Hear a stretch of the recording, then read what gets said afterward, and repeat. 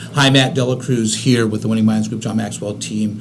Just wanted to do a quick little tutorial or a quick little video for those of you that are in the coaching program as you get started. Just some of the things that I expect from you on a weekly basis, but as you get started, I want to just take you through the process. And just remember, there are three, I call them Matt's three golden rules. Rule number one, know the process.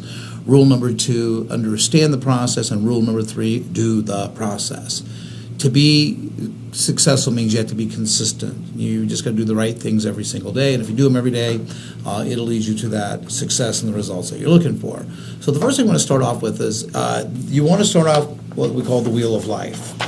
And when you do the wheel of life, what you're going to do is you're going to rate yourself on a scale of 1 to 10. And when you go through and you rate yourself on each area of your life, because these 7 areas represent who we are and what we become in the future. So the ultimate goal is to be fulfilled, have joy, happiness in our lives. So these 7 areas are critical. And if you look at the spokes, you'll see that 1 through 10, 1 would be poor, 10 would be excellent. As you can see, this is actually a past student who's gone through this coaching, just like you're doing. I kind of blacked out the name so you don't know who it is. But anyway, you'll rate yourself on a scale of 1 to 10, and then you'll look at the numbers, and then as you go through the numbers, then you'll connect each one. And as you can tell, this particular person, their life is out of balance, and you can see what they neglect. Spiritual, health. There's a lot of low areas in her life, in their life, not her, but anyway. So what you want to do is we want to start there, and then here's the goal, to grow in the next 30 days. So when you guys get done with this month, we're in April, then you'll start May, and you're going to look, and you're going to see the concentrated growth in the particular areas that you're weakest in.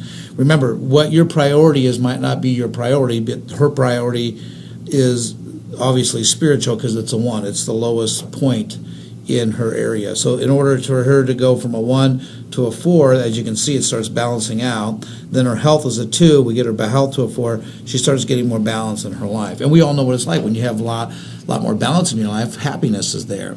So that's the first thing you start with, the wheel. Then you're going to add up your numbers. In this particular case, let's see, we've got a 4 and a 1 is 5, plus 3 is 8, plus 2 is 10, plus 4 is 14, plus 2 is 16, plus 3 is... So this particular person, their life score is a 19, which is not too good if you look at it. Okay, so the first thing to do is become aware of where we are, and the next step is how are we going to get to where we want to be. Where do you want to go? Where do you want to be in these 7 areas? So that's the first thing we do. The second step we do is we do the master list of goals. The master list of goals will consist of all 7 areas that you'll set a goal in for spiritual, family, career, financial, social, mental health.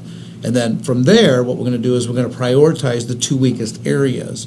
In this particular case, we looked at the wheel, and the wheel was health and spiritual. Those are her 2 weakest areas that she's neglected that she wants to grow in, or you want to grow in.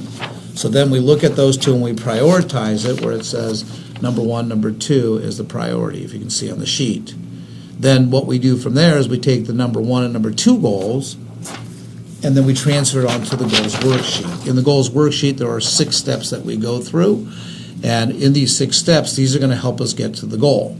So number 1, identify the goal. This particular one is to lose 10 pounds.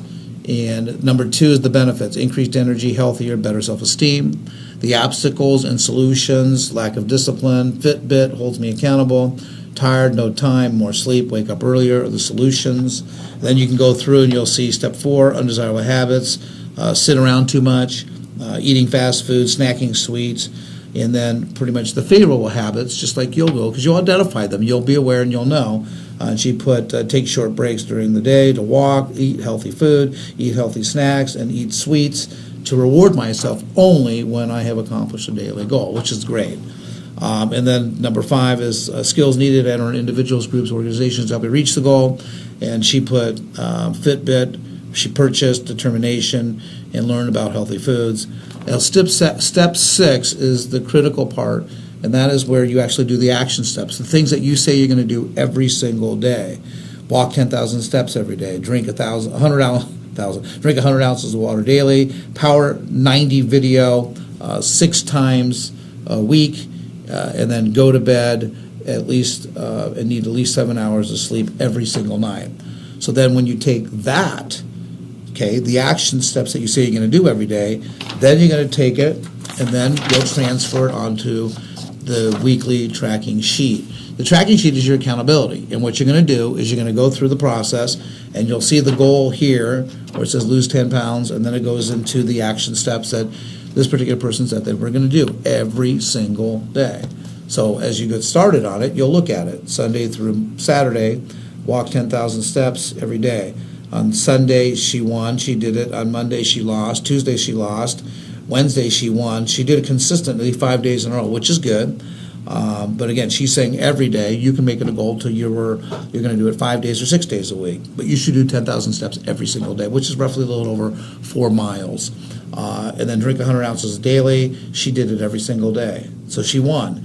30 minutes of activity. She did 5 out of 7 days, which is good. Get at least 7 hours of sleep. That's usually easy for most people. She got all 7 days, and plan out meals, 6 meals a day, and she did all 7 of those. So that's the tracking sheet. Every week, the day before the call, that when we do our coaching call, you are to scan this over to me or email this over to me. And then what I do is I'll look at it and I'll track it. So her wins are pretty simple. She's starting to formulate her habits, which is good habits. Before she wasn't. And needless to say, she did lose her 10 pounds within that 60 days is when she did it. But again, she stuck with the system. She kept herself accountable. I kept her accountable. And that's part of the coaching. Again, where you are and where you want to go is how I will keep you accountable. That's part of the coaching. Okay, but you'll want one of these for each area or for each goal that you're sending to me. We're going to focus on 2 goals first, and then usually after that 60 days, let's just say after that 8-9 weeks, then I'll say go to the next goal. Make me get your next weakest area. But that's what you want to work on for the tracking sheets. Okay, tracking sheets need to be to me the day before the call, and the last thing you do before you go to bed, and make it a reminder in your Outlook. Just set that goal up to where you're going to track before you go to bed. Just either reward yourself with a win or a loss. And that way you got a concentrated effort on what you need to do to carry forth tomorrow to help you reach the goal.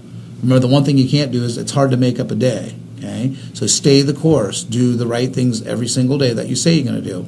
If it's too much, back it off. Make the goal more realistic. As you get losses every single day, I will red flag it. I'll shoot you an email and say, maybe we need to redo that goal. All right? So just keep that in mind as you go through it. So weekly tracking sheet, or you can choose to do the monthly tracking sheet.